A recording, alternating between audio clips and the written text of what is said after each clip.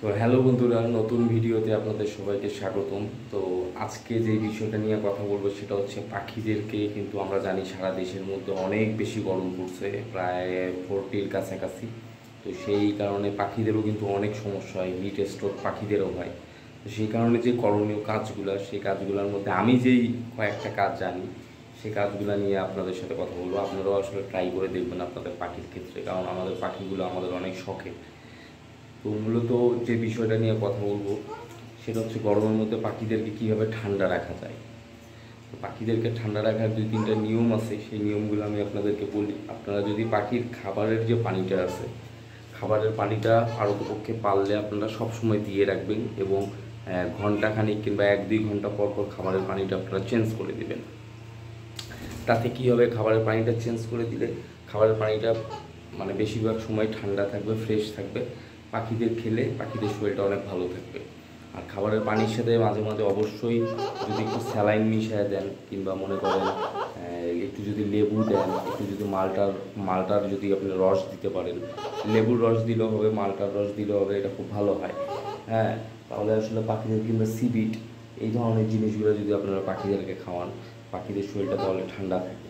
বিশেষ করে আমি যেটা বলবো, পাখিদেরকে গরমের মধ্যে অবশ্যই দিনে একবেলা করে হইলেও আপনারা তাদেরকে সবজি, ফলমূল এই জিনিসটা দেওয়ার চেষ্টা করবেন। কারণ এই গরমের মধ্যে ওদের কিন্তু সিড মিক্সটা খুব বেশি একটা ওরা খাইতে চায় না, আর সিড মিক্সটা খাইলে ওদের শরীরের টেম্পারেচার অটোমেটিকলি বেড়ে যায়।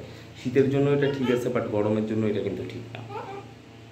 তো যে কারণে আমি আমার পাখিদেরকে, দেখেন, আমি আমার পাখিদেরকে কিন্তু রুমের মধ্যে রাখি, এবং আমার রুমের টেম্পারেচার মোটামুটি কিন্তু এখন এই 32-33। তো সেই ক্ষেত্রে আমি মনে করি যে আমার রুমের টেম্পারেচার অনেক গরম, আর একটু ঠান্ডা হওয়া উচিত ছিল 30 কিংবা 28, তাহলে ভালো হতো।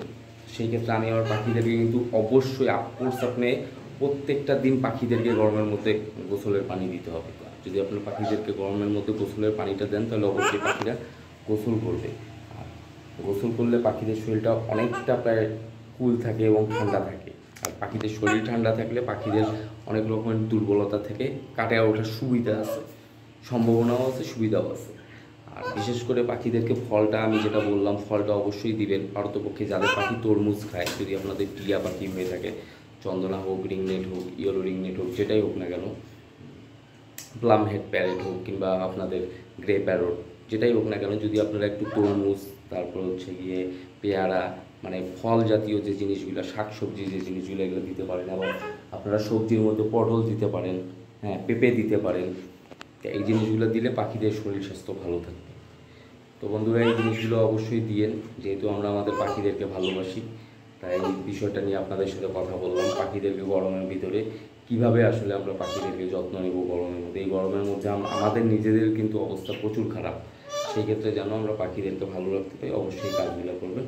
তো আজকের ভিডিও এই পর্যন্তই শেষ। আল্লাহ হাফেজ।